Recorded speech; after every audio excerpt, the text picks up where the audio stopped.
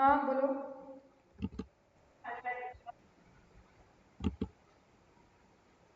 Okay, तो I hope हमने जो भी कल किया था वो आप लोगों ने रिवाइज किया है।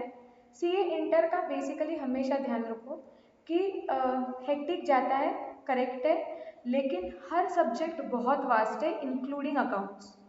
सो आपको बस इतना ही करना है कि आपको रोज जाके जो क्लास में पढ़ाया है वो करना पढ़ना ही है।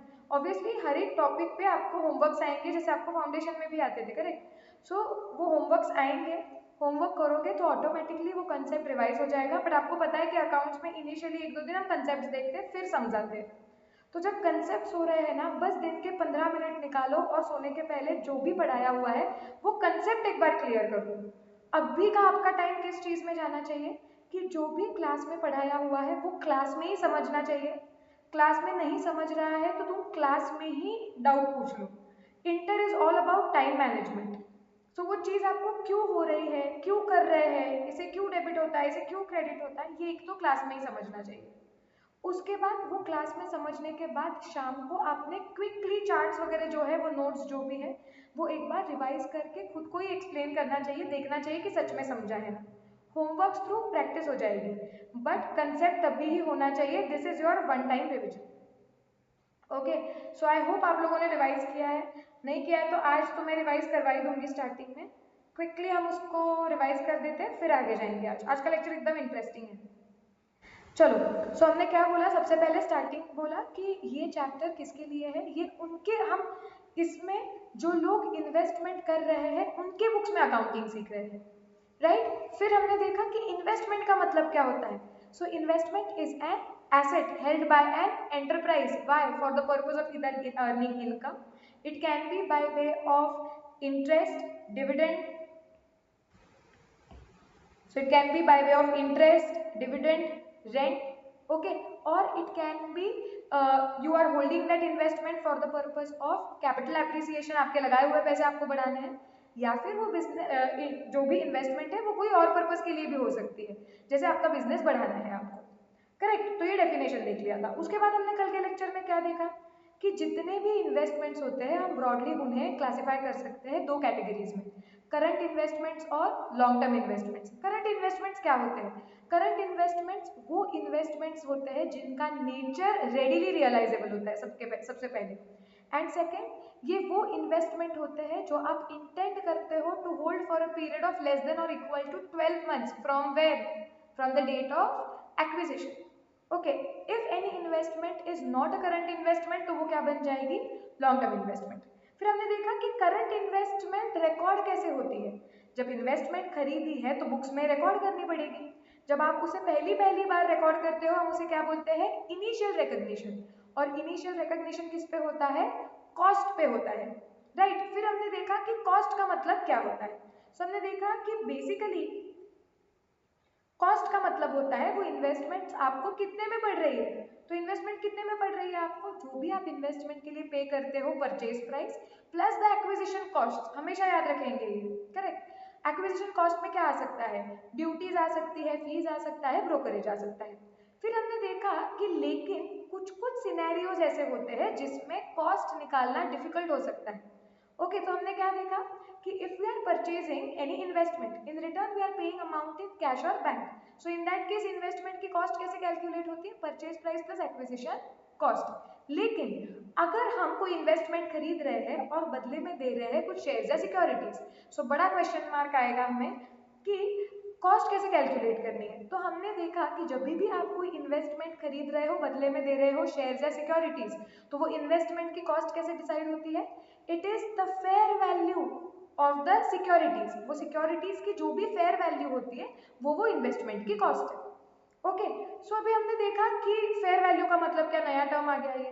तो हमने देखा fair value is the value at which an asset is exchanged between home, knowledgeable and willing buyer, knowledgeable and willing seller in an arm's length transaction। और कॉमन सेंस है ना, हमने बिल्डिंग ली, बदले में शेयर्स और सिक्योरिटीज दिए। वो shares और सिक्योरिटीज की एक्चुअली जो फेयर वैल्यू है, मतलब वो वैल्यू है मेरे वो इन्वेस्टमेंट की। सो एब्सोल्युटली क्लियर इधर तक। यही करने में जो हमने 5 मिनट में रिवाइज किया, कल में पूरे 2 घंटे लग गए थे। कल के लेक्चर में और कुछ देखा था क्या? एक छोटा सा एग्जाम्पल मैंने आपको दिया हुआ था और वो एग्जाम्पल से हम अकाउंटिंग कैसे करते हैं हमने वो भी देखा था। इधर तक एब्सोल्युटली क्लियर? यस चलो अब थोड़ा सा और आगे जाएंगे और एक सिनेरियो में कॉस्ट कैसे कैलकुलेट करना है वो हमें देखना है। अब वो सिनेरियो क्या है कि मैंने एक एसेट इन्वेस्टमेंट खरीदी, अब बदले में मैंने दूसरी कुछ एसेट दे दी उसे। सो मोड ऑफ एक्विजिशन क्या है? It is by way of exchange of asset. So इसका मतलब क्या हो सकता है, मैंने बिल्डिंग खरीदी, बदले में प्रोबेबली कोई दूसरी एसेट दे दी, दूसरी बिल्डिंग दे दी, मशीनरी दे दी, या मेरे पास खुद कोई दूसरे कंपनी के शेयर्स पड़े हुए थे, मैंने उनको क्या बोला, ये देखो ये मेरे पास शेयर्स है कोई दूसरे कंपनी के, मेरे नहीं, दूसरे कंपनी के शेयर्स है, मैंने बोला आप ये शेयर्स ले लो मुझे बिल्डिंग दे दो। सो यहाँ पे हम एक इन्वेस्टमेंट खरीद रहे हैं और बदले में एक्सचेंज में दे रहे हैं दूसरी एसेट। ओके तो उस केस में जो इन्वेस्टमेंट हम खरीद रहे हैं उसकी कॉस्ट कितनी होगी ये हमें निकालना है। सो उसकी कॉस्ट होती है, रूल क्या बोलता है कि उसकी कॉस्ट होगी fair value of asset given up, okay, और received, whichever is, I hope लिख रहे हो आप ये, more clearly evident। करूंगी मैं एक्सप्लेन, डरो मत। ये वाला लिखा है क्या, calculation of cost under different scenarios, ये लिखा है नोटबुक में आपने? हाँ तो उधर ही ये थर्ड लिख दो।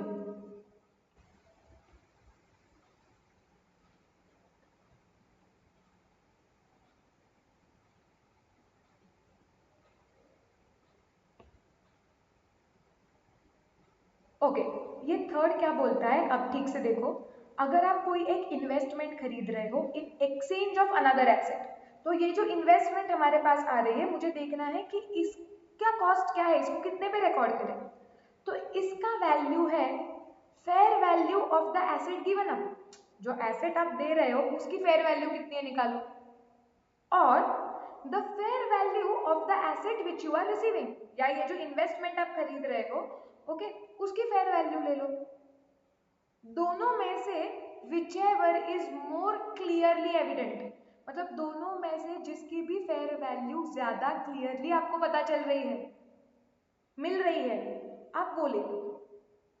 ओके अब इसमें ना कोई कोई सोचता है लेकिन मैम ऐसे कैसे, जो एसेट हम दे रहे हैं एक साइड से बोल रहे हो आप उसकी भी फेयर वैल्यू ले सकते हो, जो एसेट आ रही है आप बोल रहे हो उसकी भी फेयर वैल्यू ले सकते हो, दोनों में से जो भी क्लियरली एविडेंट है वो ले सकते हो।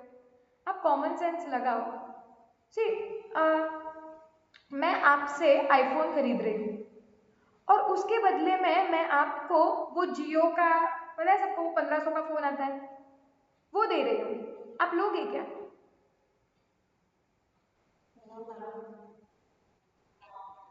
नहीं लेंगे, क्यों नहीं लेंगे? In an arm's length transaction between knowledgeable and willing buyer and seller, आप ही मुझे बताओ कि ये आपको ठीक लग रहा है क्या? कोई knowledgeable willing buyer seller arm's length transaction में ये चीज करेगा क्या? नहीं करेगा। सो इसका मतलब है कि आप दोनों में से जिसकी भी फेयर वैल्यू उठाओगे लोगे तो भी चलेगा, बिकॉज लॉजिकली मोर और लेस वो सेम होने वाली। अगर आप आईफोन किसी को दे रहे हो तो उसके बदले में वो आईफोन की जितनी फेयर वैल्यू है उतनी ही फेयर वैल्यू की कोई चीज लोगे, मोर और less they are going to be same. तो सिंपल सी बात है, क्या बताया हुआ है कि अगर आप कोई इन्वेस्टमेंट खरीद रहे हो और बदले में आप कोई एसेट दे रहे हो, एक्सचेंज हो रहा है, दूसरी कोई एसेट दे रहे हो, तो ये आई हुई इन्वेस्टमेंट का कॉस्ट क्या माना जाएगा? जो भी एसेट आप दे रहे हो वो, या जो भी एसेट आपको मिल रही है वो, दोनों में से किसी की भी fair value whichever is more clearly evident, जिसकी भी फेयर वैल्यू ज्यादा क्लियरली निकाल सकते हो रिलायबल सोर्सेस से। Are we absolutely clear about this? Yes okay. अब जब ये बुक्स में ऐसे रूल्स पढ़ते हैं तब लगता है समझ गया, बट हर चीज की जर्नल एंट्री कैसे होगी वो सोचना चाहिए। एक एग्जाम्पल लेते हैं इसका छोटा सा और देखते हैं कि इसकी जर्नल एंट्री क्या होगी। एक इलस्ट्रेशन बनाते हैं कल जैसा। Okay, so there is this Sunrise limited.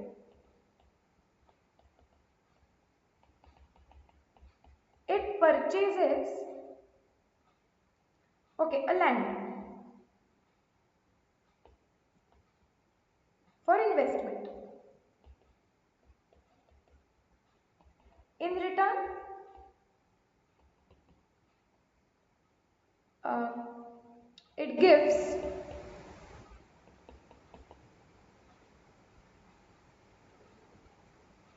its नहीं बोलते हम, it gives shares of Reliance Limited जो वो कंपनी के पास थे 5,000 shares. Okay. Now these shares are quoted on stock exchange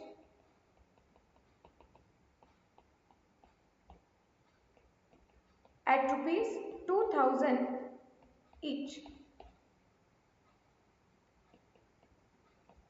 Pass necessary journal entries.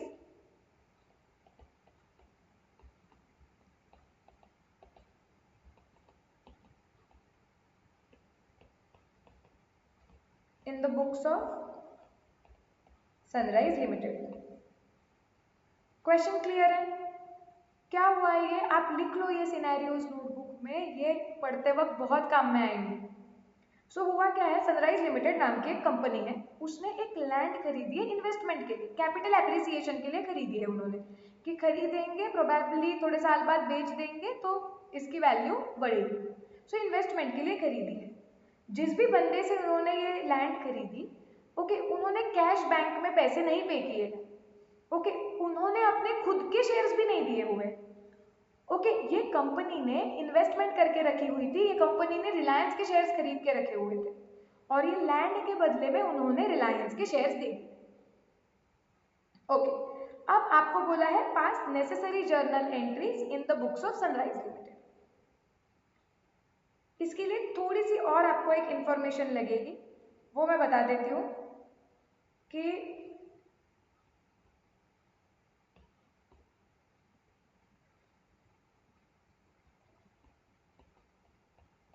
company had purchased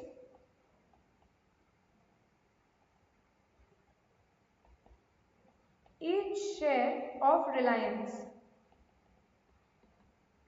at the rate of 1500। ये necessary journal entries आपको पता है, add कर दो ये आपके क्वेश्चन में।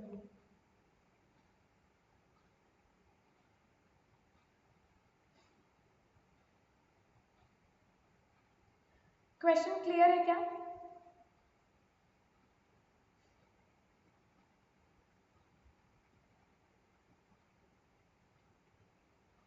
यस, नो, कुछ तो बोलो।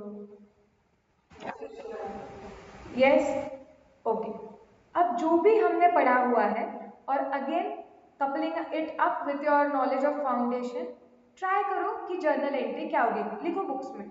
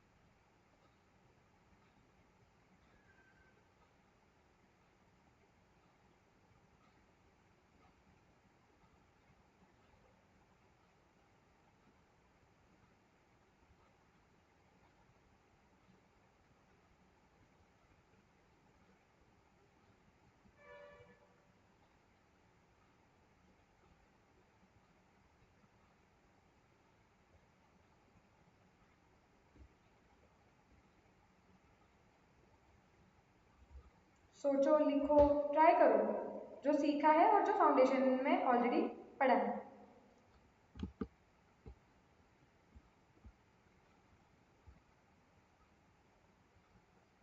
ओके, कौन बताएगा? किसको ट्राई करना है?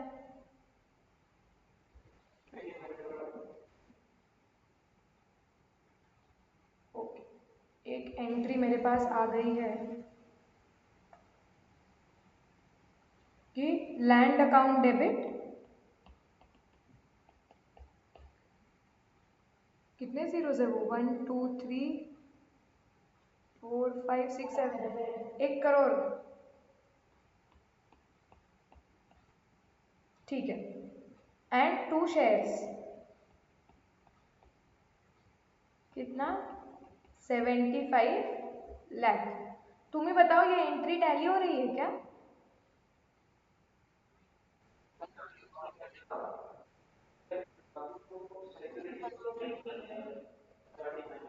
To securities premium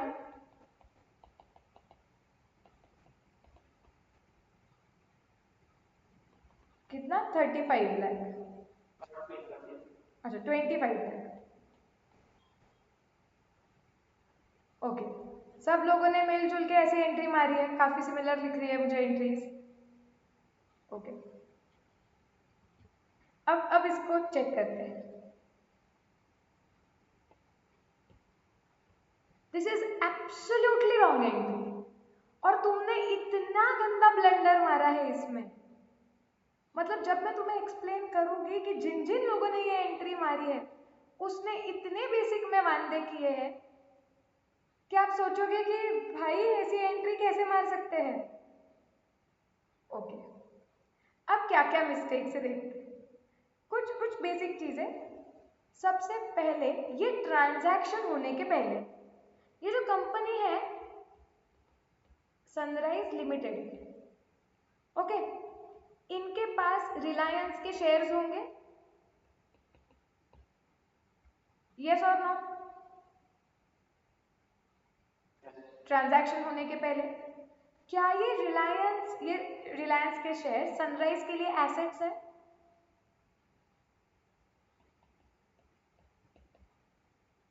correct. So basically sunrise के पास रिलायंस के शेयर्स थे, ये सनराइज के लिए इन्वेस्टमेंट है। इन्वेस्टमेंट वर्ड छोड़ दो, ये शेयर्स है, ये एसेट है।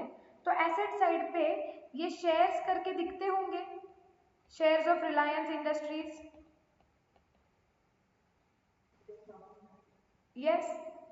अब ये कितने वैल्यू पे दिखते होंगे? अज्यूमिंग कि ये शेयर्स खरीदे थे कैश देके। ओके, तो ये शेयर्स कितने में खरीदे थे? 5000 शेयर्स थे, ये खरीदे थे कुछ 1500 रुपए में। तो कंपनी के बैलेंस शीट में ये दिख रहे थे 5000 इंटू 1500, कितना है?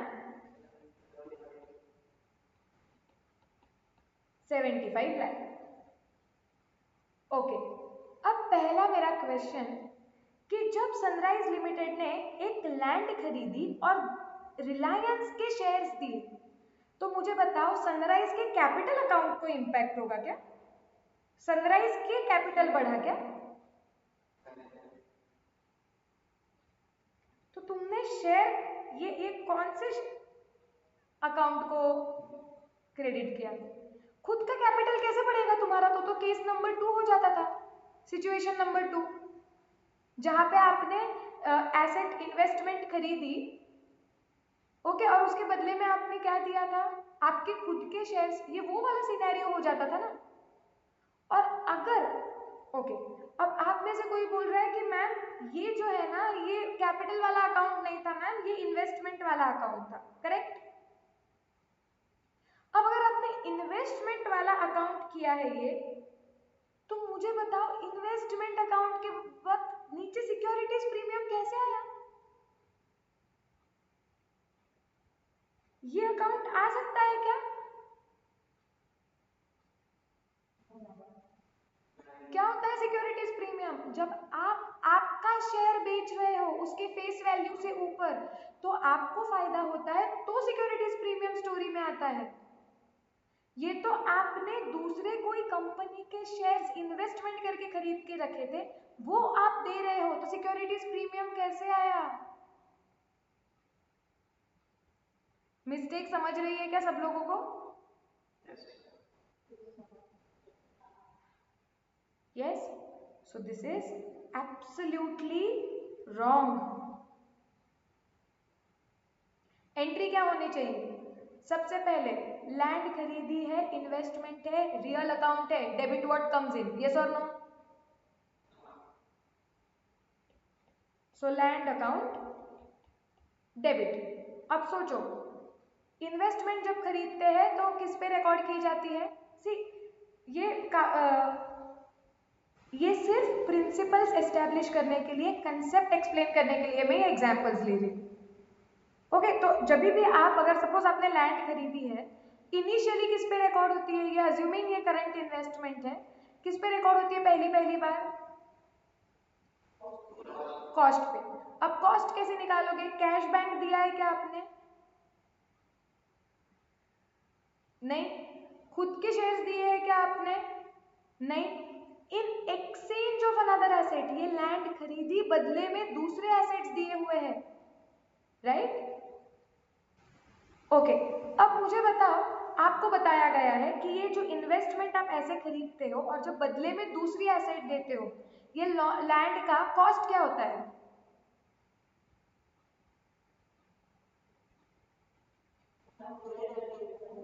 फेयर वैल्यू होगा, fair value of the land और fair value of shares, whichever is more clearly evident. Usually सबसे ज्यादा क्लियरली एविडेंट क्या है यहाँ पे? रिलायंस के शेयर्स की प्राइस स्टॉक एक्सचेंज पे लिस्टेड होती है। जमीन अगर कहीं बहुत गांव में होगी तो उसकी फेयर वैल्यू क्या है ये निकालने में दिक्कत जा सकती है। सो क्लियरली एविडेंट कौन सी है यहाँ पे फेयर वैल्यू? शेयर्स की। सो मतलब इन शॉर्ट आप कॉमन सेंस लगाओ, आपने लैंड खरीदी, बदले में रिलायंस के शेयर्स दिए, वो रिलायंस के शेयर्स की वैल्यू क्या थी जिस दिन आपने लैंड दी? 2000। 5000 शेयर्स आपने दिए 2000 वैल्यू के, 1 करोड़, करेक्ट? ओके, सो ये तो आ गया। अब सेकेंड इंपैक्ट क्यों करेक्ट नहीं दे पा रहे हो? इसके बदले में मेरे बिजनेस में क्या हुआ है?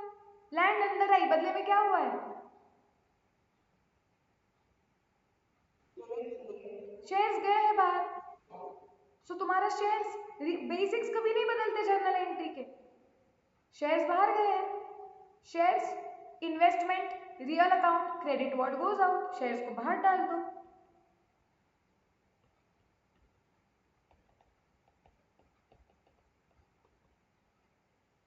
शेयर्स जो बाहर जा रहे हैं वो शेयर्स की वैल्यू कितनी है? 75 lakh.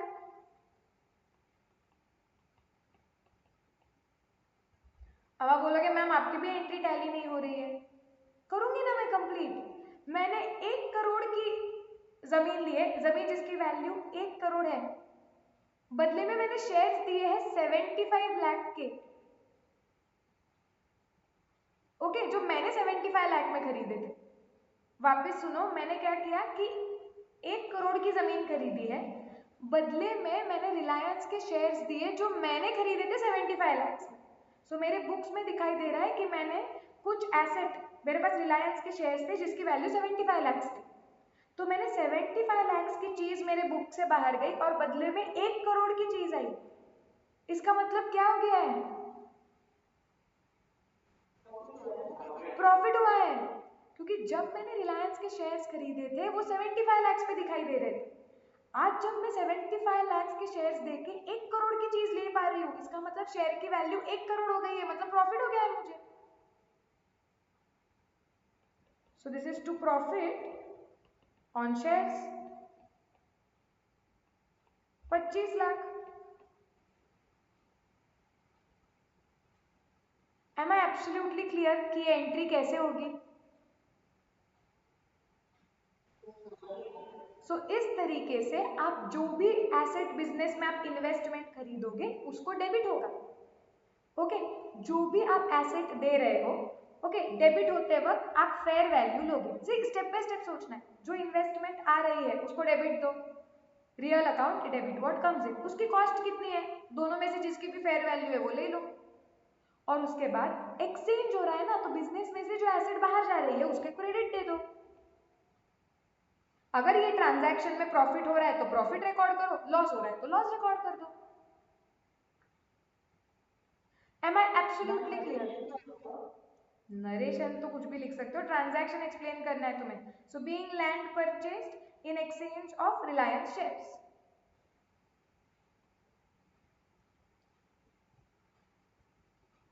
Okay, see inter level पे focus more on concepts, narration तो तुम कुछ भी लिख पाओगे। ट्रांजैक्शन जो हो रहा है वो बस एक्सप्लेन करना है, कंसेप्ट समझना बहुत इंपॉर्टेंट है। ये सब कुछ क्लियर है? इसमें किसी को डाउट है तो मुझे बताओ।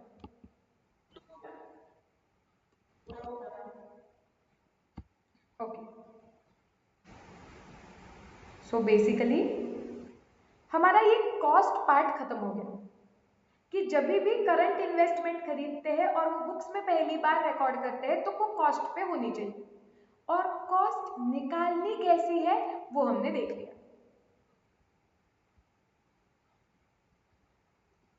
ओके, आपको ये लिखना है तो लिख लो, मैं स्क्रीन पे रखती हूँ ये एग्जाम्पल, उसका सॉल्यूशन लिख लो। और एक ही मिनट मैं लैपटॉप को ना चार्जिंग पे लगा देती हूँ।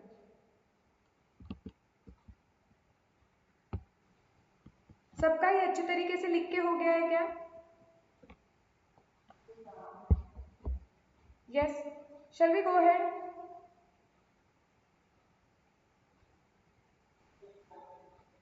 आ जाओ, अब हमारे मेन चार्ट पे आ जाओ, ये वाला।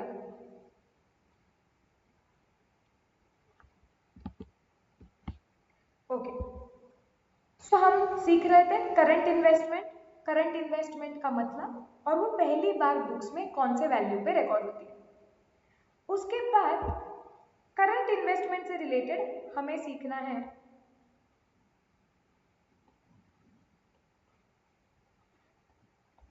उसका सब्सिक्वेंट मेजरमेंट।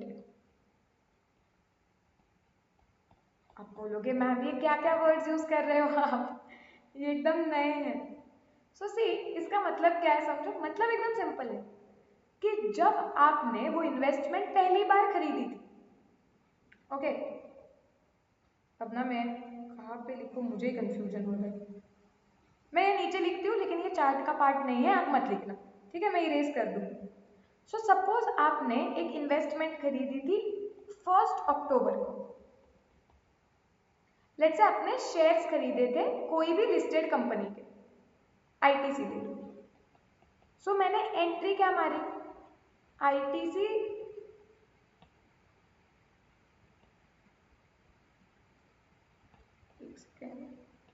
हाँ, shares of ITC limited account debit, ठीक है, टू कैश ऑब्लिक बैंक। ये पहली बार ये इन्वेस्टमेंट मेरे बुक्स में आई और मुझे ये कॉस्ट पे रिकॉर्ड करना है। तो ये कॉस्ट पकड़ के मैं एक सिंपल एग्जांपल लेती हूँ, सपोज एक ही शेयर लिया है मैंने, ओके, और मेरा इरादा है कि 1 अक्टूबर से अगले 12 महीने में इसे बेच देना, तो ये करंट इन्वेस्टमेंट हो गया। अब जब मैंने इसे बुक्स में पहली बार रिकॉर्ड किया है, मुझे इसे रिकॉर्ड करना है कॉस्ट पे। तो इसकी कॉस्ट कितनी है, एक शेयर कुछ मुझे 500 रुपए में पड़ा, प्लस मुझे ब्रोकरेज भी पे करना पड़ा, तो क्या ब्रोकरेज कॉस्ट का हिस्सा माना जाएगा? Yes no? यस, मैंने कुछ ब्रोकरेज पे किया 2 रुपए, तो मेरे शेयर की वैल्यू आ गई 503। Are we clear? ये पॉइंट तक एकदम क्लियर? यस, अब मेरा साल खत्म हो रहा है, और जब मेरा साल खत्म हो गया है मैं बैलेंस शीट बनाती हूँ। अब मेरे बैलेंस शीट में ये जो मेरे पास शेयर्स है क्या वो एसेट करके दिखाई देंगे?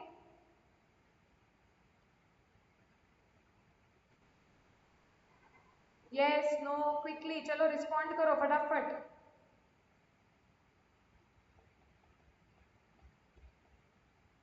ये जो मैंने शेयर्स खरीदे हैं क्या वो एसेट साइड पे दिखाई देंगे?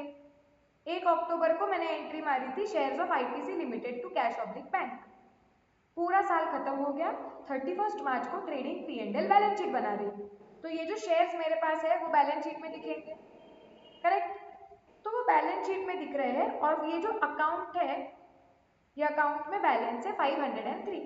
सो बेसिकली मेरे एसेट साइड पे शेयर्स दिख रहे हैं आईटीसी लिमिटेड 503, करेक्ट? ओके, अब आज अगर 31 मार्च को एक्चुअली में जब ये शेयर्स की वैल्यू देखती हूँ कि स्टॉक मार्केट पे इसकी वैल्यू कितनी हो गई, तो इसकी वैल्यू एक्चुअली स्टॉक एक्सचेंज पे एज ऑन 31 मार्च हो गई है 400 रुपए। ओके, तो स्टैंडर्ड क्या बोलता है, जब आपने कोई भी इन्वेस्टमेंट करंट इन्वेस्टमेंट खरीदी पहली बार रिकॉर्ड करते वक्त आपने उसे कॉस्ट पे रिकॉर्ड कर दिया, करेक्ट?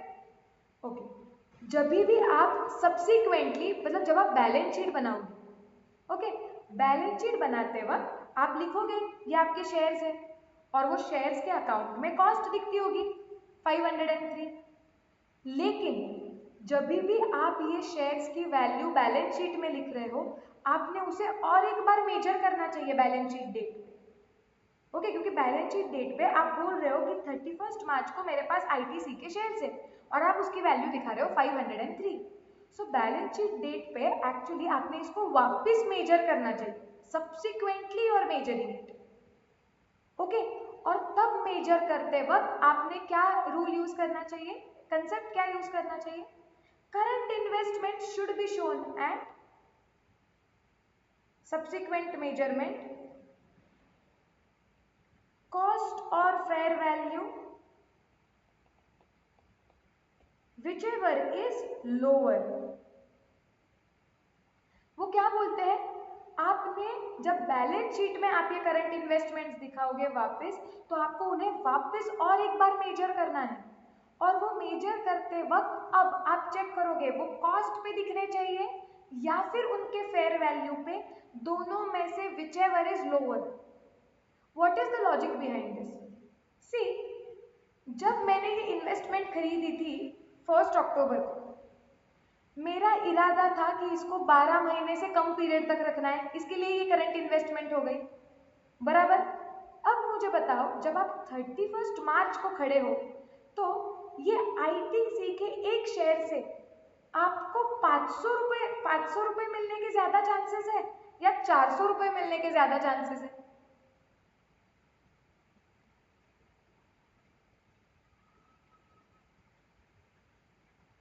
मेरा क्वेश्चन क्लियर है क्या, मैं क्या बोल रही हूँ? आपने 1 अक्टूबर को आईटीसी के शेयर्स खरीदे, आपने खरीदे 503 में, उसकी वैल्यू है आपके लिए। आज आप 31 मार्च को आपके एसेट्स की लिस्ट बना रहे हो, उसमें लिख रहे हो कि हमारे पास आईटीसी के शेयर्स है जिसकी वैल्यू है 503, ऐसे आप फिलहाल दिखा रहे हो। लॉजिकली ये करंट इन्वेस्टमेंट्स थे, मतलब ये कुछ ज्यादा दिन तक हमारे बिजनेस में रहने नहीं वाले। अब आप ये मुझे लॉजिकली बताओ कि ये आईटीसी शेयर से आपको 500 रुपए रिकवर होने के चांसेस ज्यादा है या 400 रुपए, करंट सिनेरियो देख के? 400, because I know that I'm going to hold this investment only for few months more and अभी उसकी मार्केट में वैल्यू 400 हो गई है। सो लॉजिकली मुझे बताओ कि आपने ये शेयर फिर भी 503 पे दिखाना चाहिए या 400 पे दिखाना चाहिए? 400 पे।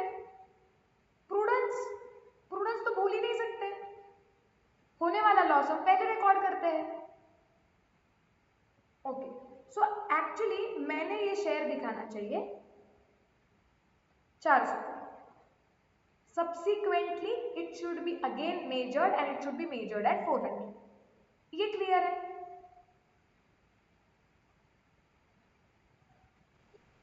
यस, चलो थोड़ा आगे जाते हैं अभी।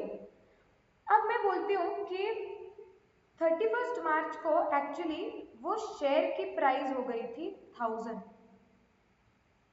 This case 2, this is case 1, this is case 2। अब मुझे बताओ लॉजिकली 31 मार्च को उसकी वैल्यू 1000 है, तो ये आईटीसी के एक शेयर से कितने पैसे मिलने के चांसेस ज्यादा है, 500 या 1000? 1000। तो मैंने ये शेयर्स को 1000 इसकी वैल्यू कर देनी चाहिए क्या?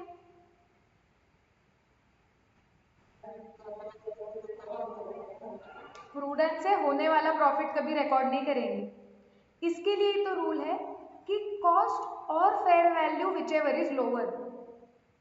अगर आपकी फेयर वैल्यू कॉस्ट से नीचे चली गई है, इसका मतलब आपको नुकसान होने वाला है, तो आप नुकसान रिकॉर्ड कर लो। लेकिन अगर आपकी फेयर वैल्यू कॉस्ट से ऊपर चली गई है तो आपको फायदा होने वाला है। फायदा हम रिकॉर्ड नहीं करते, whichever is lower, cost पे रिकॉर्ड कर दो। So that is why since current investment के केस में ये जो उसकी वैल्यू, जो आपके शेयर्स की वैल्यू या इन्वेस्टमेंट की वैल्यू चेंज होती है, और आपको पता है कि 31 मार्च को या बैलेंस शीट डेट पे ओके आपको एक बार चेक करना है कि ये करंट इन्वेस्टमेंट की वैल्यू कितनी है। एंड सिंस आप होल्ड करने वाले उसे थोड़े ही समय के लिए, आपको पता है कि वो शेयर की वैल्यू या वो इन्वेस्टमेंट की value is more close to value as on this date. तो आइडियली 31 मार्च के दिन उसकी जो वैल्यू है उस पर हमने दिखाना चाहिए उसे, बट प्रूडेंस बीच में आता है, इसके लिए हम बोलते हैं कि कॉस्ट और fair value whichever is low. Okay, so 1000 पे तो रिकॉर्ड किया ही नहीं जाएगा, ये ऑप्शन तो हमने कैंसिल कर दिया। तो केस 1 में अगर आईटीसी का शेयर में दिखा रही थी कॉस्ट 503 पे, अब मुझे पता है कि I have to subsequently measure it at 400। अब कुछ एंट्री तो मारनी पड़ेगी, ऐसे ऑटोमेटिक थोड़ी वो 400 पे जाएगा, क्योंकि शेयर्स अकाउंट अभी 503 रुपए दिखा रहा है। मुझे वो शेयर्स की वैल्यू 400 पे लानी है। ओके, तो जब भी आप सब्सिक्वेंट मेजर करते हो तो मुझे शेयर्स को क्या करना पड़ेगा, क्रेडिट देना पड़ेगा to shares of ITC limited account. Shares account को कम करना पड़ेगा ना, क्रेडिट व्हाट गोज आउट, कितने से कम करना पड़ेगा, 103 से। अब अगर मैंने ये शेयर्स की वैल्यू 103 से कम कर ली, क्रेडिट समझ गया, डेबिट कहां पे जाएगा?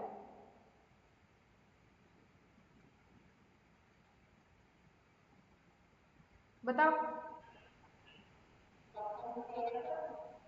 सेल हुआ नहीं है, आप इसे कोई भी बीच के अकाउंट में भी डाल सकते हो, लेकिन अल्टीमेटली ये लॉस ही रिप्रेजेंट करता है, जो अल्टीमेटली जाएगा पी एंड एल अकाउंट में। आप बीच का कोई अकाउंट भी खोल सकते हो कि loss on subsequent measurement of shares account and ultimately उसे ट्रांसफर कर सकते हो पी एंड एल में, लेकिन जाएगा कहाँ पे, पी एंड एल में ही जाएगा। क्लियर? सो इसके लिए यहाँ पे चार्ट में हम और एक चीज लिखेंगे हमारे, कि जब भी हम सब्सिक्वेंटली मेजर करते हैं हमारे करंट इन्वेस्टमेंट को कॉस्ट और fair value whichever is lower करके, तो वो जो लॉस होता है ना, it this entry has to be through P and L. ये subsequent measurement P and L through होना चाहिए। Are we absolutely clear about this logic?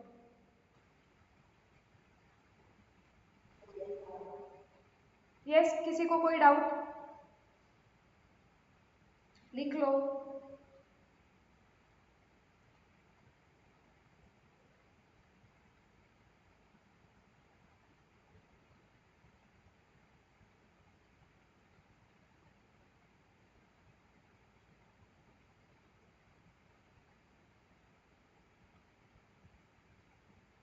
आपको चाहिए तो आप ये एग्जाम्पल भी लिख सकते हो, बट वो चार्ट के बीच में मत लिखना, चार्ट प्रॉपर है, ये रिवीजन के लिए काम बना रहे हैं आप, रिवीजन मटेरियल है,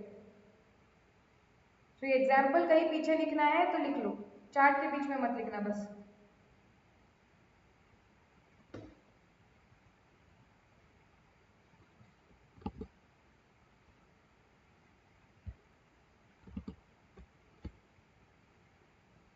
Shall we go ahead?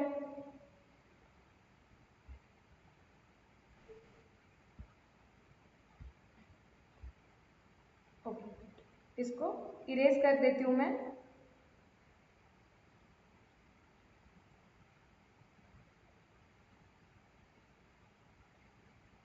Chart के बीच में नहीं चाहिए।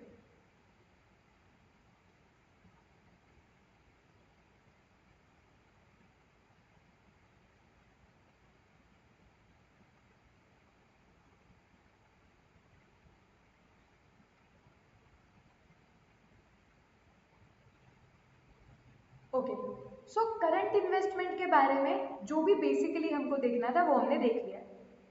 सो करंट इन्वेस्टमेंट के बारे में क्विकली देखेंगे। क्या क्या देखा? करंट इन्वेस्टमेंट का नेचर कैसे होना चाहिए? They should be readily realisable. Investment, current investment तभी होगी when the organisation intends to hold that investment for a period of less than 12 months from the date of acquisition. When you purchase investment, it is initially recorded at cost. How to calculate cost? We have seen 3 scenarios.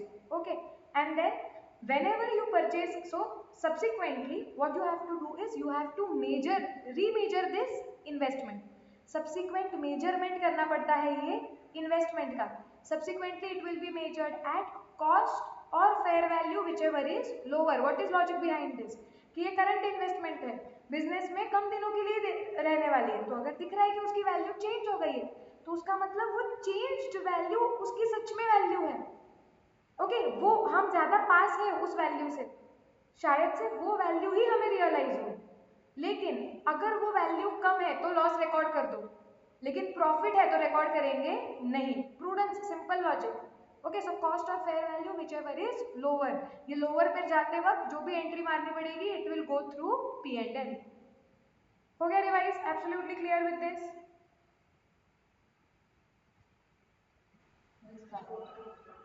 Yes, let's go ahead. Long term investment के बारे में चर्चा करते हैं। इसको तो हमने अकेला छोड़ दिया, कुछ अब तक डिस्कस ही नहीं किया। सो लॉन्ग टर्म इन्वेस्टमेंट क्या होती है वो हमें पता है। ओके, जब लॉन्ग टर्म इन्वेस्टमेंट खरीदते हैं तो उसकी भी तो एंट्री मारनी पड़ेगी बुक्स में, सो उसको भी इनिशियली रिकॉग्नाइज करना पड़ेगा। लॉन्ग टर्म इन्वेस्टमेंट का भी इनिशियल रिकॉग्निशन होता है कॉस्ट पे। और कॉस्ट कैसे निकलता है? वो दोनों इन्वेस्टमेंट के लिए, वो करंट हो या लॉन्ग टर्म हो, सेम प्रिंसिपल से। Okay, so long term investment खरीदी तो उसको भी बुक्स में पहली बार जब रिकॉर्ड कर रहे हो तो किस पे रिकॉर्ड होगा? कॉस्ट पे। कॉस्ट कैसे निकलना है वही जो डिटेल डिस्कशन है एप्लीकेबल। सो ये क्लियर? आई होप साइमल्टेनियसली आप मेरे साथ लिख रहे हो। ओके, अब जब आप कोई लॉन्ग टर्म इन्वेस्टमेंट खरीदते हो तो वो भी आपके बैलेंस शीट में दिखेगी कि ये लॉन्ग टर्म इन्वेस्टमेंट खरीदी है, और वो तो पहले उसके इनिशियल रिकॉग्निशन जो वैल्यू पे उस पे दिखाई देगी पहले तो सब्सिक्वेंटली लॉन्ग टर्म इन्वेस्टमेंट कौन से वैल्यू पे दिखनी चाहिए? ओके, सो उसका सब्सिक्वेंट मेजरमेंट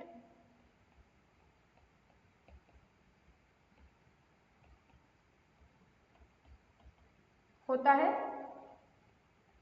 कॉस्ट पे, कॉस्ट माइनस परमानेंट डिमिनिशन। आप बोलोगे मैम वापस एक नया वर्ड, कितने नए वर्ड्स डालोगे इसमें? अब ये क्या है?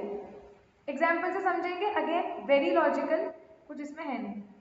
एग्जाम्पल में यहाँ पे नीचे लिख देती हूँ, ये चार्ट के बीच में लिखना मत। चलो एग्जाम्पल लेते हैं, मैंने शेयर्स खरीदे आईटीसी के।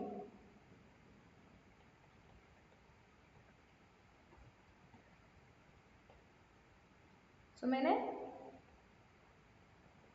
आईटीसी के शेयर्स खरीदे सेम 1 अक्टूबर को और खरीदे 503 रुपए में।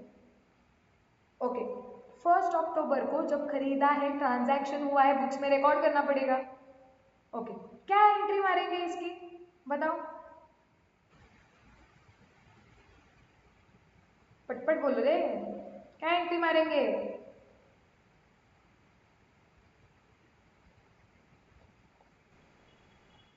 बोलो बोलो।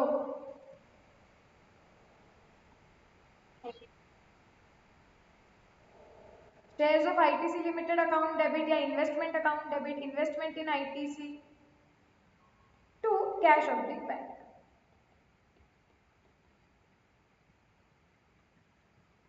ओके, अब आप बोलोगे मैम आपने बताया ही नहीं इंटेंशन क्या है ऑर्गेनाइजेशन का। जब मैंने 1 अक्टूबर को खरीदे हैं ये शेयर्स, ये ऑर्गेनाइजेशन का इंटेंशन है लंबे समय तक रखना, 5 साल, 5 साल पे रखेंगे उसके बाद बेचेंगे, तो लंबे समय तक रखना है हमें, ठीक है। तो उन्होंने बोला 503।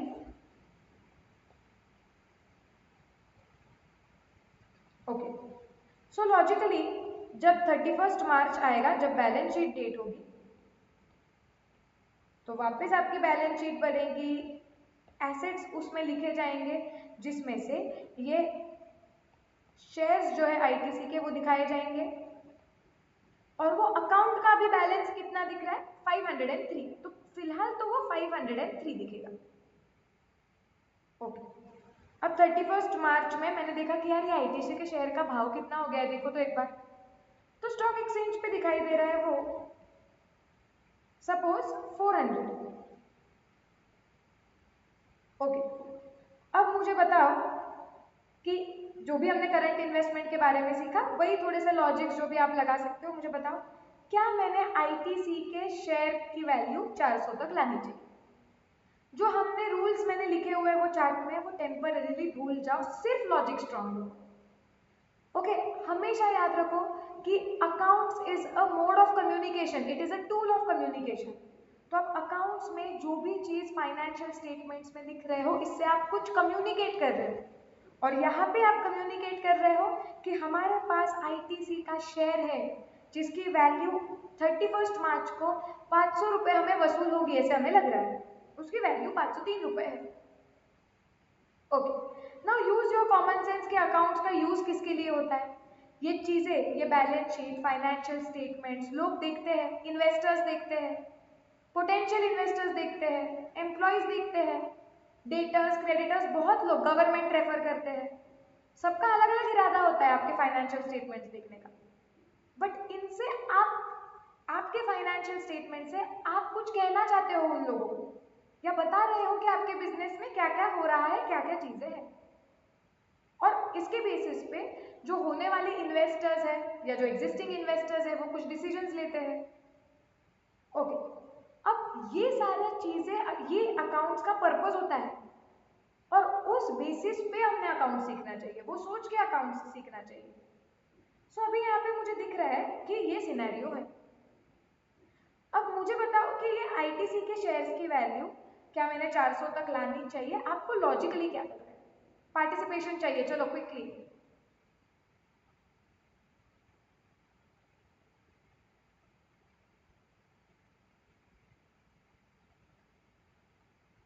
सोचो।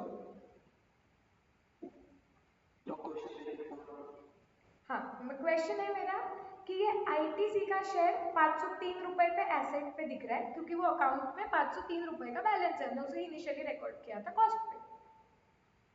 31 मार्च को वो आईटीसी के शेयर की वैल्यू 400 हो गई। सब्सिक्वेंट मेजरमेंट करते वक्त क्या आपने वो आईटीसी के शेयर को 400 वैल्यू पे लाना चाहिए या 503 पे ही दिखाना चाहिए?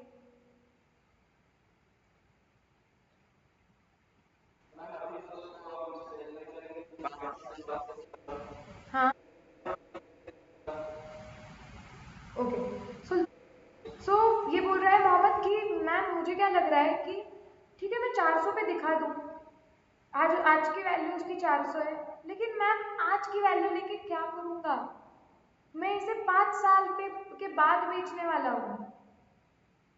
इसकी वैल्यू में मैंने कितने में खरीदा था? 500 रुपए में। I should still show it at cost. Why should I unnecessarily show कि इसकी वैल्यू 400 हो गई और मुझे 100 रुपए का लॉस हो गया है? हाँ,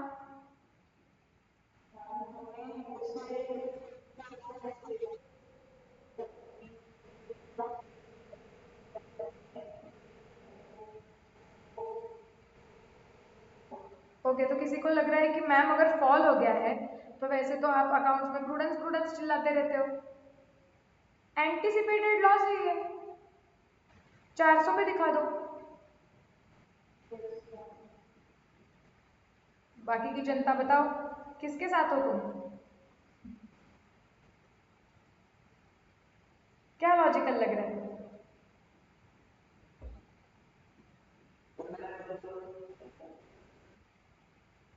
ओके, विश्वजीत क्या बोल रहे हो? विश्वजीत बोल रहा है लेकिन मैम हम तो ये शेयर बेचने नहीं वाले हैं, तो मुझे तो नहीं लग रहा है 400।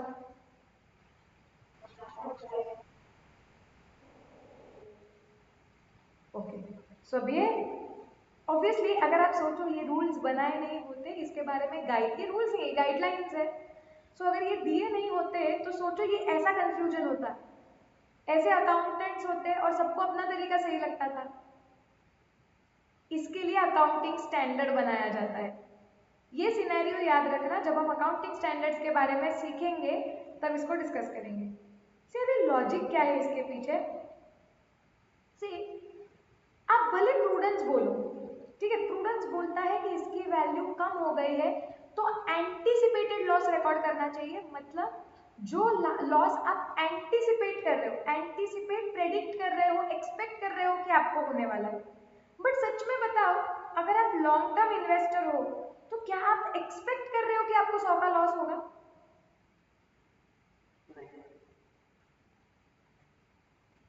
नहीं। सी इसलिए मैं बोलती हूँ कि थोड़ा सा ना स्टॉक एक्सचेंज वगैरह भी देखा करो। जैसे मुझे आप लोगों को, चलो हम कुछ प्रैक्टिकली देखते हैं चीजें। हम आईटीसी के शेयर का, अब उसका प्राइस इतना तो नहीं है, थोड़ा सा ये है, बट इन जनरल एक देखते हैं कि आईटीसी ना, थोड़ा सा मैंने गलत शेयर ले लिया, ये ना थोड़ा सुस्त शेयर, थोड़ा सा स्टैग्नेंट शेयर है, बट ठीक है। हाँ, हम थोड़ा फ्लक्चुएशन देखते हैं आईटीसी के शेयर में, थोड़ा कुछ चीज प्रैक्टिकली देखते हैं, आओ मजा आएगा। मनी कंट्रोल ही हमारा खुला हुआ है, ये तो एमआरएफ है कल का हमारा। यहाँ पे हम देखते हैं,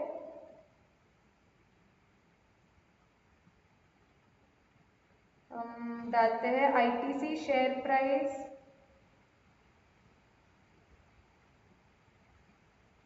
हाँ 200 में एक्चुअली आईटीसी। मुझे बड़ा अच्छा लगता है ये शेयर, थोड़ा स्टैग्नेंट है बट मुझे इस कंपनी के जो फाइनेंशियल स्टेटमेंट्स आप देखते हो तो मुझे थोड़े अच्छे लगते हैं इसके फाइनेंशियल स्टेटमेंट्स। मेरा को ये मेरा पर्सनल ओपिनियन है, मैं किसी को कुछ भी रेकमेंड नहीं कर रही हूँ। सो आईटीसी का शेयर प्राइस देखते हैं लास्ट 6 मंथ्स या लास्ट 1 ईयर। ओके, सो ये चार्ट दिखाई दे रहा है आपको अराउंड, इस पे हम देखते हैं कि इसकी वैल्यू क्या है।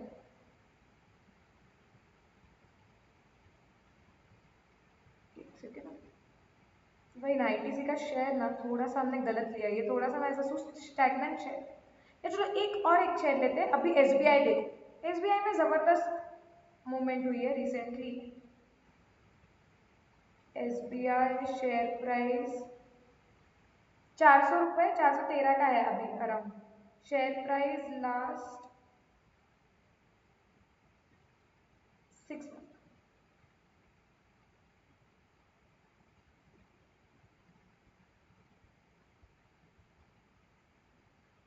ये ना, ये डे वाइज, ये 1 डे का दिखा रहा है, इसके लिए वो ऐसा दिख रहा है। आईटीसी का भी वो 1 डे देख रहे थे हम यहाँ पे, अभी मैंने देखा 1 डे देख रहे थे, हम 6 मंथ्स पीरियड देखते हैं। अब 6 मंथ्स पीरियड में देखो इसकी वैल्यू पहले देखो कितनी थी, 195 अराउंड थी, ठीक है। 6 मंथ के पहले मतलब 18 अगस्त 2020 को उसकी वैल्यू 195 दिखाई दे रही है, ओके। और आज अगर आप उसकी वैल्यू देखते हो तो 413 है।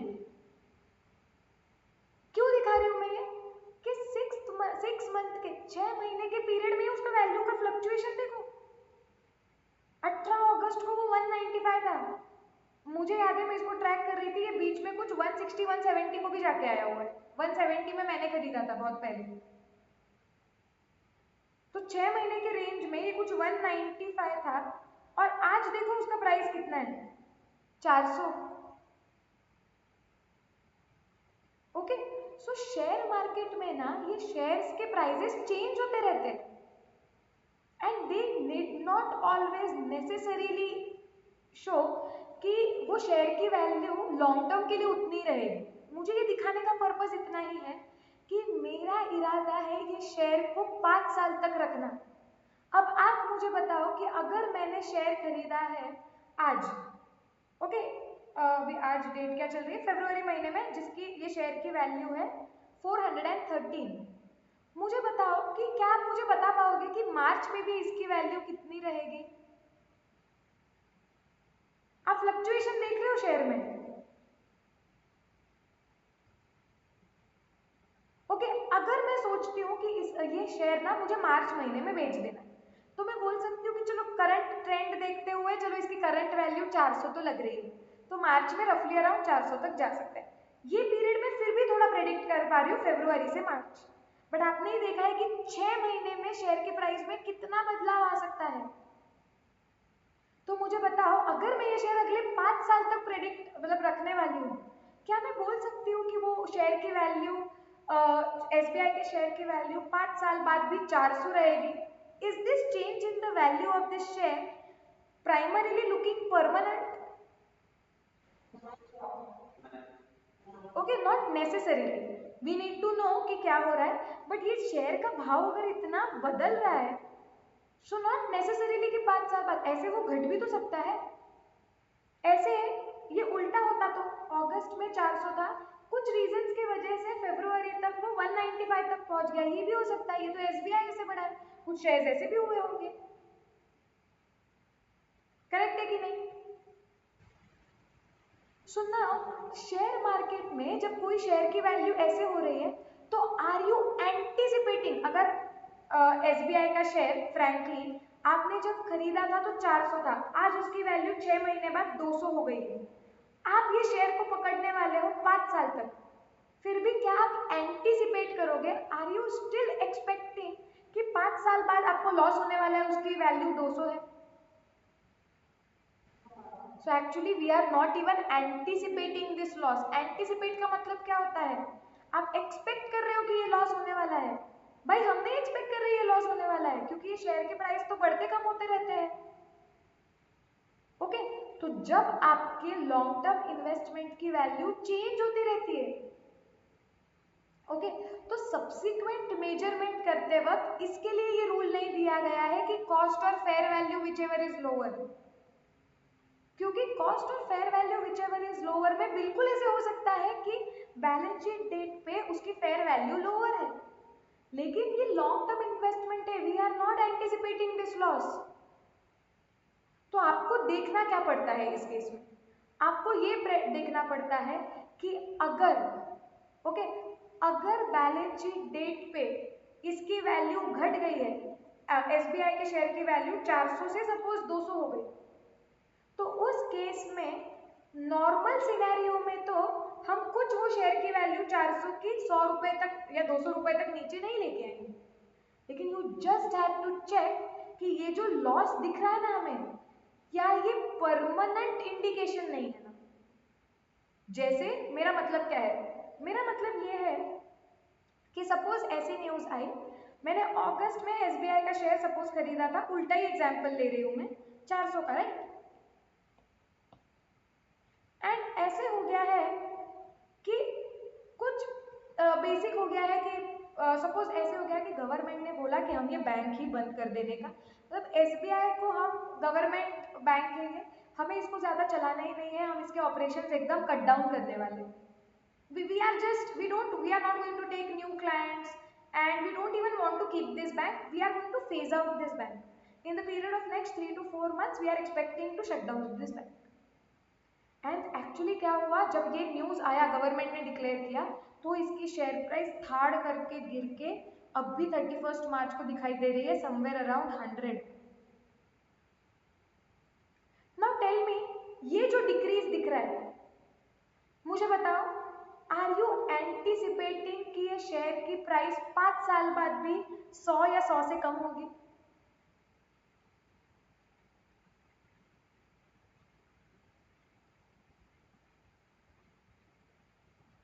यस और नो, ये गवर्नमेंट की न्यूज के वजह से ये शेयर की प्राइस में डिक्रीज हुआ है। आर यू एक्सपेक्टिंग कि ये जो डिक्रीज है ये शायद से परमानेंट है?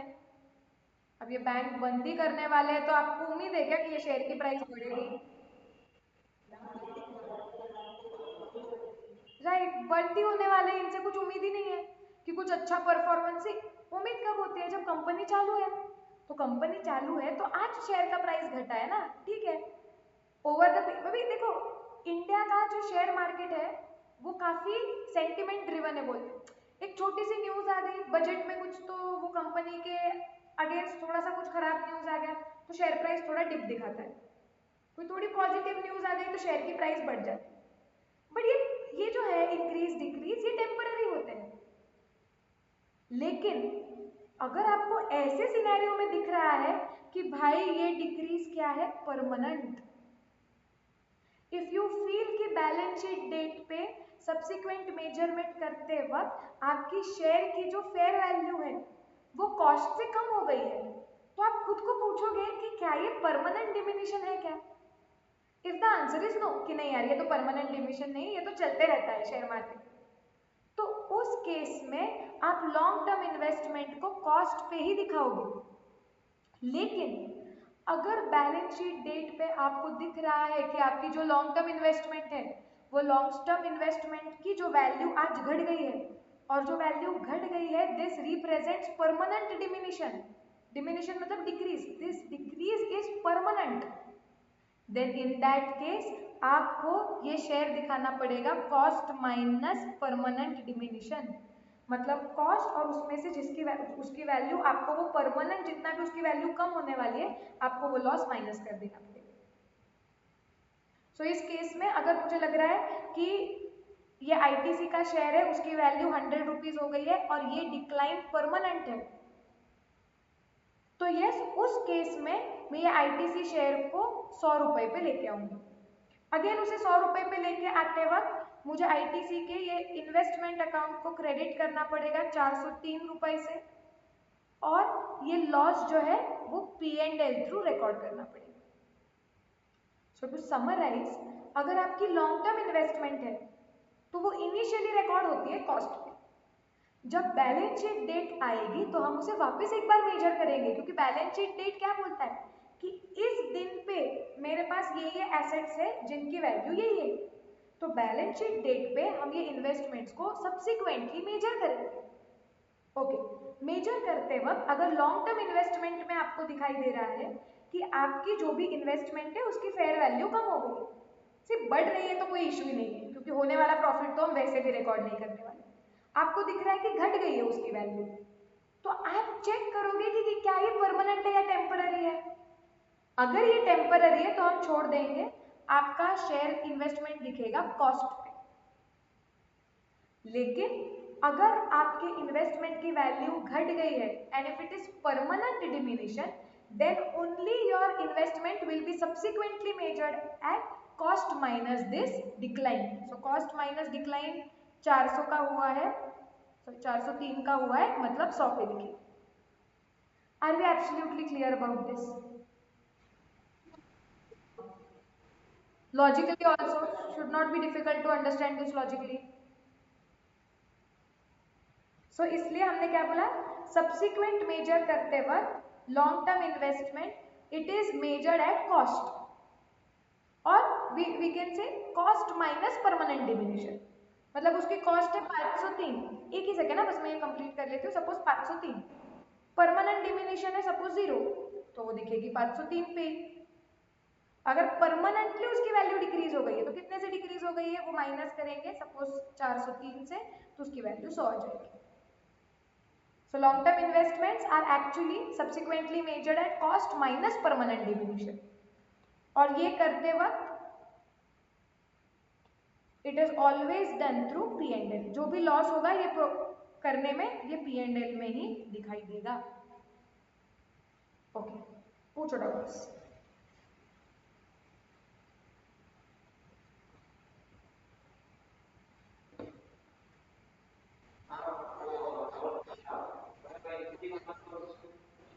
नहीं, इंक्रीज हुआ तो प्रॉफिट ही हो रहा है हमें, तो होने वाला प्रॉफिट हम रिकॉर्ड ही नहीं नहीं करते, वो चाहिए वो करंट हो या नॉन करंट, लॉन्ग टर्म हो।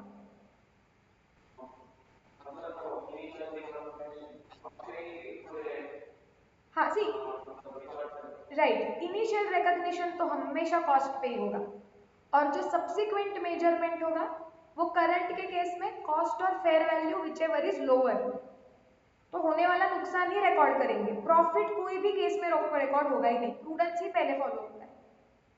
और लॉन्ग टर्म के केस में कॉस्ट माइनस परमानेंट डिमिनिशन।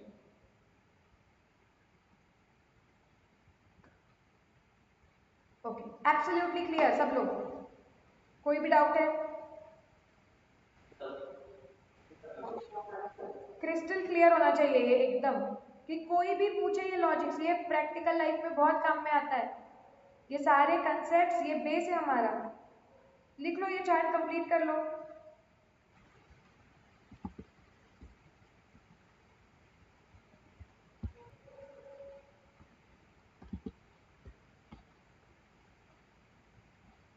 हो गया लिख के?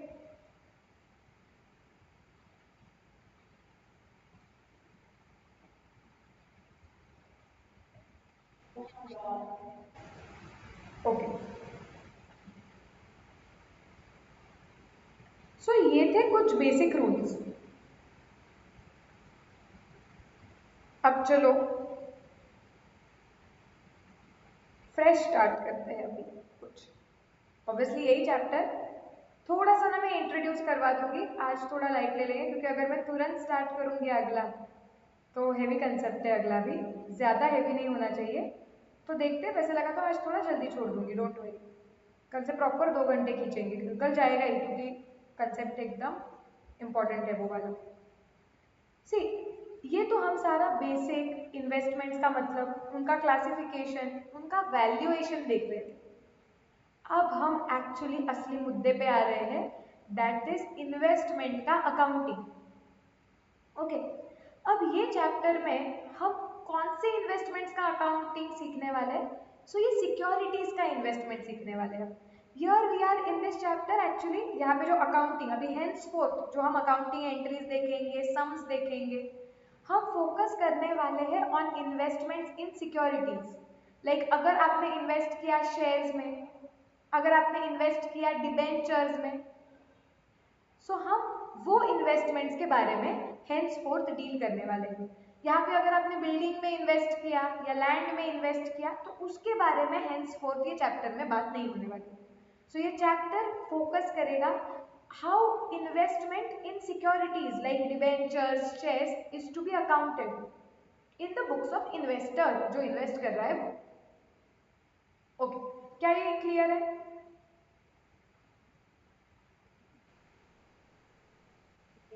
सो अकाउंटिंग पर्पस के लिए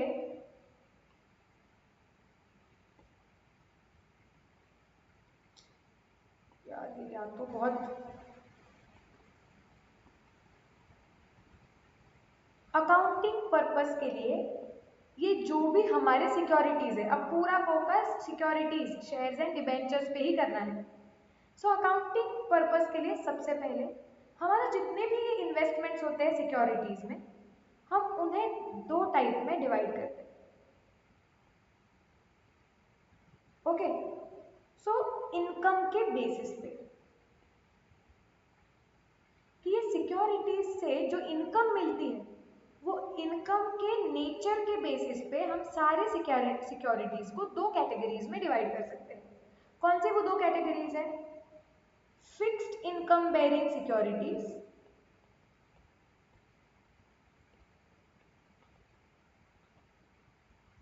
and variable income bearing securities. Fresh page लो, ये चार्ट ड्रॉ करो। ओके, और जब ये चार्ट ड्रॉ करोगे तो एक पेज, पूरे फ्रेश पेज पे ऊपर फर्स्ट लाइन से ये ड्रॉ करो। ड्रॉ करते वक्त ध्यान रखो, फिक्स्ड इनकम बेरिंग सिक्योरिटीज में काफ़ी चीज़ें आएगी लिखने वाले हम, तो ज़्यादा स्पेस थोड़ा उसके लिए लो, और वेरिएबल को थोड़ा सा कम स्पेस अलॉट करो। इसमें हम अकाउंटिंग एंट्रीज भी लिखने वाले हैं, ये चार्ट में पूरी समरी बनाने वाले हैं।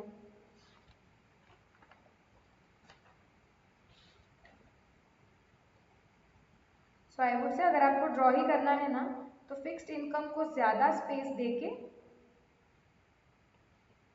थोड़ा मेजॉरिटी स्पेस फिक्स्ड को दो और फिर वेरिएबल ले लो।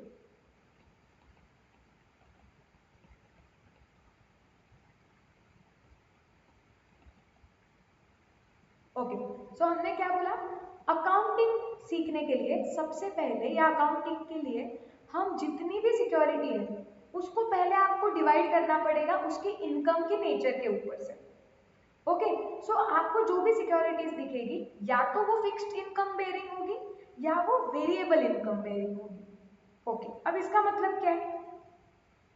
फिक्स्ड इनकम बेरिंग सिक्योरिटी का मतलब होता है कि जिस वो ऐसी सिक्योरिटी है कि जिस पे जो इनकम मिलने वाली है वो फिक्स्ड है, हमें पता है कि एग्जैक्ट कितनी इनकम मिलने वाली है और कब कब मिलने वाली है। Okay, so fixed income bearing मतलब नाम से ही पता चलता है here the nature of income is और द इनकम इज फिक्स्ड।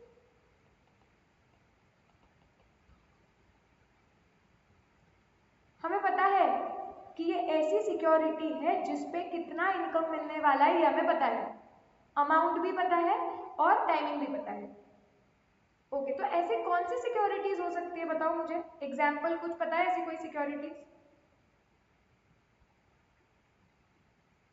जब मैं सिक्योरिटीज बोल रही हूँ I am talking about, okay एक ही सेकेंड ना, so whenever I am talking about securities यहाँ पे हम इन्हें स्क्रिप्ट वर्ड भी यूज करते हैं जो आपके मॉड्यूल में दिखेगा, स्क्रिप्ट्स।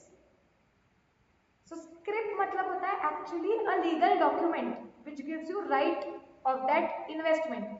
तो वो शेयर्स हो सकता है, शेयर सर्टिफिकेट, अब तो खैर नहीं रहे, बट स्क्रिप्ट्स का मतलब होता है कि that legal document which gives you right, so it can be shares, it can be debentures. Okay, so एक एग्जाम्पल क्या आया है, शेयर्स। नाउ शेयर्स का अभी हमने एक एग्जाम्पल देखा मोहम्मद की एसबीआई का शेयर। जब मैंने एसबीआई का शेयर खरीदा होगा या जो भी बंदे ने एसबीआई का शेयर खरीदा था 195 रुपीज में अगस्त में, डिड ही एग्जैक्टली नो उसे कितना रिटर्न मिलने वाला है, कितनी इनकम मिलने वाली है?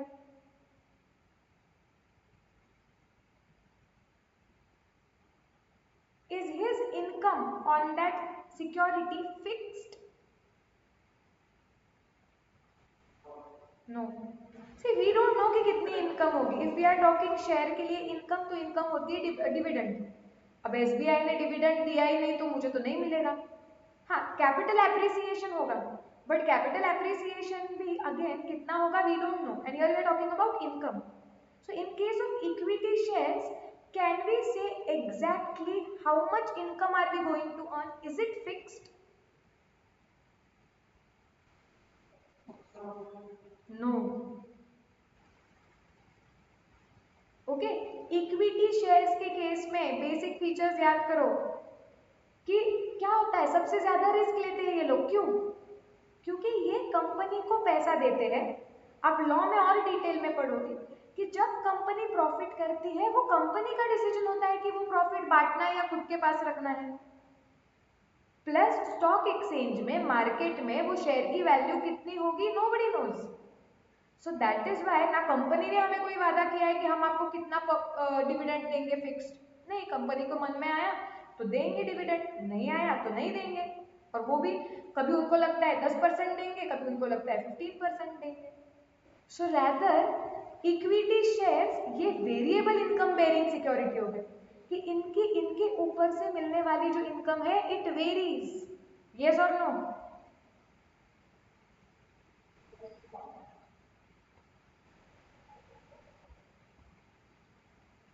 बहुत ही मोटा। यस, प्रेफरेंस शेयर्स हो सकते हैं क्योंकि प्रेफरेंस शेयर्स जो होते हैं, और पहले मैं एग्जांपल कंप्लीट करती हूँ फिर इस पे आती हूँ। सो यहाँ पे एग्जांपल क्या लिखेंगे, equity shares.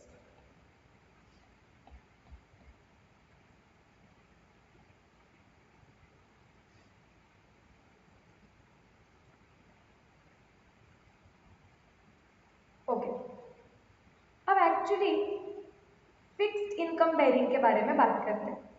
Fixed income bearing समझने के लिए प्रेफरेंस शेयर्स हम डिस्कस करेंगे, don't worry about it, will discuss. But पहले हम एकदम थोड़े सिंपल एग्जांपल ले लेते हैं जो एकदम सामने आते हैं हमारे, कि फिक्स्ड इनकम बेयरिंग सिक्योरिटीज जो होती है, ओके इसका सिंपल एग्जांपल है, क्या आप बोल सकते हो, debentures.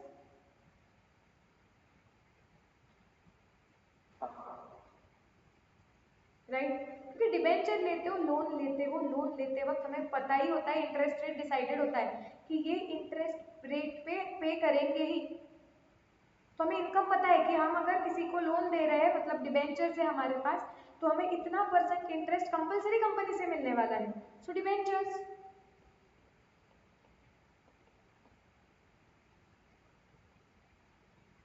Correct.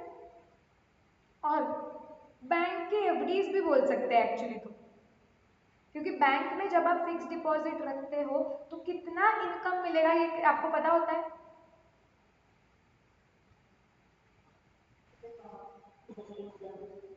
Yes, so basically accounting के लिए हम क्या करते हैं, अकाउंटिंग के लिए सबसे पहले जो भी इन्वेस्टमेंट्स है उन्हें डिवाइड किया जाता है कि या तो वो फिक्स्ड इनकम बेयरिंग सिक्योरिटीज होंगे या वेरिएबल इनकम बेयरिंग।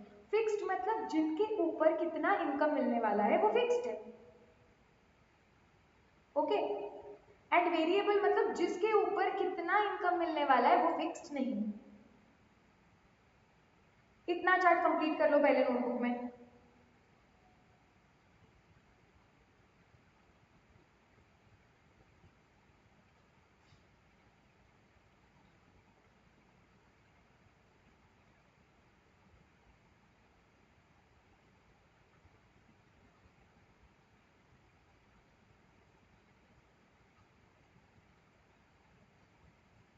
अब क्या होता है, फिक्स्ड इनकम बेयरिंग जो होता है इनका अकाउंटिंग अपना अलग तरीके से होता है, और जो वेरिएबल इनकम बेयरिंग है इसका अकाउंटिंग अलग तरीके से होता है।